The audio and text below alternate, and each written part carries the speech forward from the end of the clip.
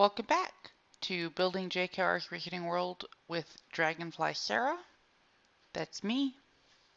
Today we're going to be finishing up the greenhouses and installing the vegetable garden and placing the last of the paths around the grounds. So let's jump right on into that time lapse. Okay, here we are doing the last of the greenhouses. There are 3 greenhouses and the plants in each one are arranged by their dangerous level. The most dangerous plants being in greenhouse 3. After I have all the greenhouses built, I actually move them around to behind the castle, which I think I do off screen. Then I take a bit of time to terraform the lawn between the greenhouses and the castle to make putting paths in a bit easier and to make putting the vegetable garden in a bit easier. So enjoy the music and I'll see you back here in a bit.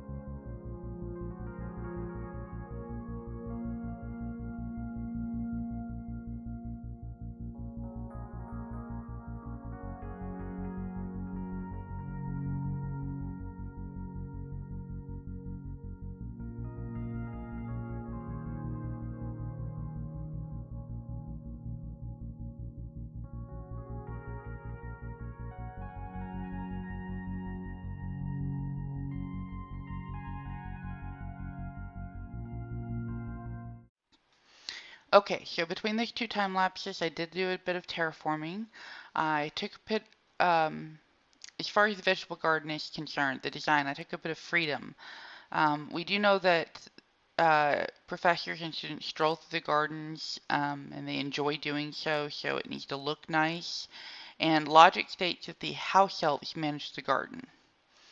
I try to take these uses or functions into account in the design. For the size, I assumed that the garden would feed the students, the staff, and the house elves 3 times a day. And I assumed that I'd get a harvest per plant every other day, and that meant that I needed about 2,600 crops. I made sure to do a good mix of all 8 of the Minecraft crops. Here, you're watching me build the 4 crop plots that will be used in the vegetable garden. The sugarcane plot is unique, as is the cocoa bean plot. However, the plots for melons and pumpkins are the same shape, as are the plots for the wheat, potato, beetroot, and carrot. After I finish this time lapse, I'm going to go off screen and finish the Hogwarts grounds, Sons of the Whomping Willow, of course. So enjoy the music, and I'll see you back here in a few minutes.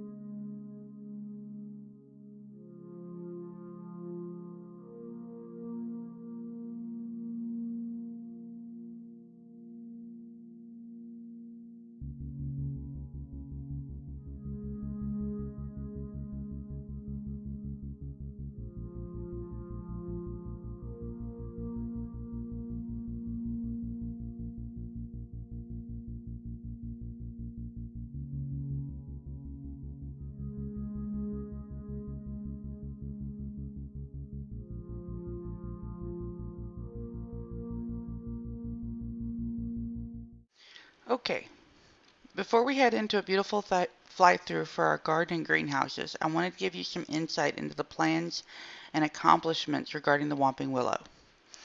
So we start off here. This is the small wiggle worm that I'm testing for the Whomping Willow. And you'll notice if I put a creeper down there, the system detects him, damages him, the tree moves. When he dies, it stops moving. But if I fly over, or if I were to put him on top, nothing would happen because the wiggle worm can't hurt him unless he's down in the hole. Okay, so we detect, we turn on our thing, We've got latches, switches, whatever. The problem I'm getting is called the bronze effect. This is the actual Whomping Willow tree. It's much bigger than the wiggle worm. And when I scale that little system up to this size, I end up with some rather significant problems. So that's what I'm working through. Now, we'll finish the series with Whomping Willow when I get it working. Until then, we're going to go ahead and move on to Series 3, the Forbidden Forest. I'm also going to do a side series, Large Animations in Minecraft, where I go through my exact building process for the next person who wants to try to do something like this. Alright, so let's switch on over and go through the greenhouses. Okay, so here we are. The greenhouses have been moved to both the east and behind, so this is the lake. I locked greenhouse 3. There is a door here. You'd have to bring a lever or something like that with you to open the door. So a key. With World Edit, I can just go through the door, whoosh, and in here we have Venus flytraps for venomous tentacula, and we have purple mushrooms and piranha plants and mandrakes. I found a custom head for the mandrakes, and just, you know, stuff you'd expect to see in Greenhouse 3. And of course, to exit, you don't need a key. Hogwarts won't lock you in there with those dangerous plants. That was a pressure plate. Greenhouse 2 is set up just like Greenhouse 3, but with different plants in it, including the Mimbletonia white cacti. All of these done with custom heads again, guys. And of course, you already saw Greenhouse 1. The vegetable patch came out looking like this, with enough plants to feed all 433 residents of Hogwarts Castle 3 meals a day. I think it looks pretty cool. Got, you know, tiered with the area, and I put some vines in to make it look pretty, and the vines are growing nicely, and the crops are all growing nicely. And this beautiful setup is the vegetable garden that the teachers like to walk through, and theoretically the house elves take care of. Alright, well, I'll see y'all next time.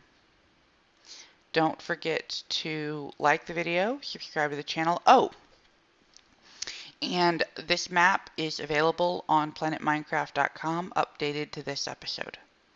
So, go ahead and download it, play through it, let me know what you think.